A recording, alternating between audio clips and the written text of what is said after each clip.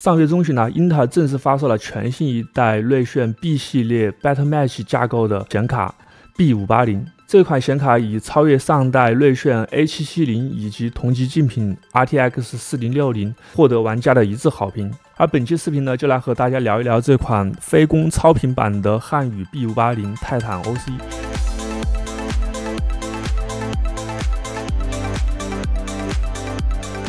这款显卡采用了一贯的蓝色风格设计，顶部带有蓝色的英特尔 ARC 呼吸灯。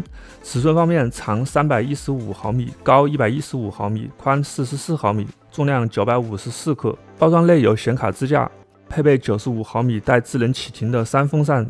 供点和公版一样，采用了8拼设计，配备了3个 DP 2.1 和1个 HDMI 2.1。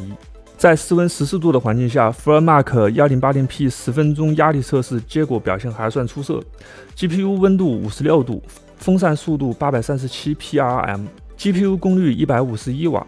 B580 规格上采用了最新的 BetterMatch 架构，它搭载了20组 X1 核心、20组光追单元、160组 MX AI 引擎，配备了 12GB 的 GDDR6 显存、192比特显存宽位、456GB 每秒的显存带宽。公版核心频率276兆赫兹 ，TBP 190瓦，而这款汉语超频版的核心频率来到了274兆赫兹 ，TBP 来到了200瓦，整体性能稍强于公版。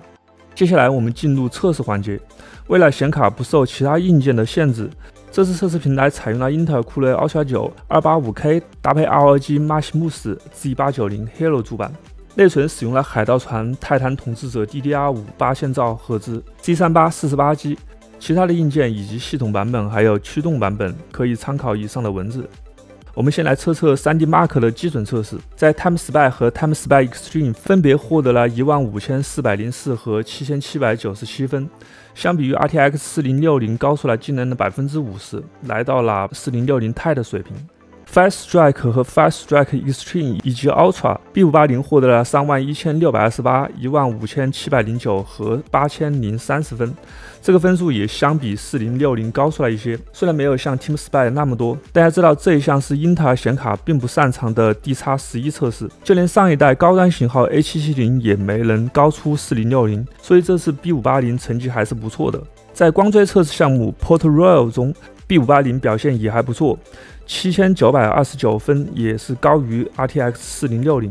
总体来看呢 ，B580 基准测试成绩还是十分亮眼的。接下来我们就来看看它的实际游戏测试中的表现如何吧。先说一下考虑终端游戏显卡对应的用户特性，这次我们统一选择了 2K 分辨率进行测试。游戏画质我们选择内建项目中最高的一档。先看单机游戏。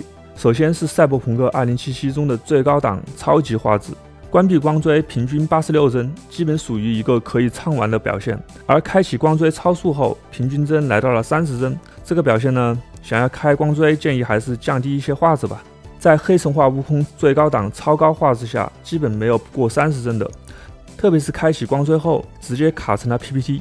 由于该游戏采用了虚幻5开发，所以对性能有很高的要求。建议玩此游戏可以考虑关闭光追，并改为中画质。古墓丽影这款老游戏在超高画质下关闭光追平均111帧，开启后77帧，整体表现还不错。而新游戏霍格沃兹之遗在最高档画质下关闭光追64，开启后35，在终端显卡也属于一个非常不错的成绩。23年 TGA 年度游戏《博德之门》最高档极高画质下 D-X11 和 Vulkan 平均帧差别不大，分别是73和80。总体来看 3A 单机游戏畅玩问题不大，除了虚幻5开发的黑神话悟空要稍微降点画质。网游方面，永劫无间极高画质下平均帧114帧，也十分不错。彩虹六号围攻超高画质下更是获得了平均帧201帧。国产新网游三角洲行动极高画质下关闭超分103帧，开启超分后113帧，同样也是表现不俗。总体来说呢，汉语 B580 游戏性能在同级表现中算是亮眼，在中高档以上画质下 3A 大作和热门网游都能够获得非常不错的游戏体验。最后我们也测试了它的 AI 性能，通过 SD 的 BMG 架构绘式整合包分别跑了 512×512 和 1024×1024 的纹身图任务，汉语 B850 生图时间为 2.3 秒左右和37秒左右，这个呢比上一代 A770 是快了不少。总体来说啊，这款汉语 B580各方面表现还是非常不错的，特别是对比自家上一代锐炫 A 系列显卡，无论是游戏性能、生产力还是 AI 性能都强上了不少，并且也能小幅超越同价位竞争对手 RTX 4060。目前这款显卡的官方售价为2099元，个人觉得它的性价比还是有点突出的，值得考虑。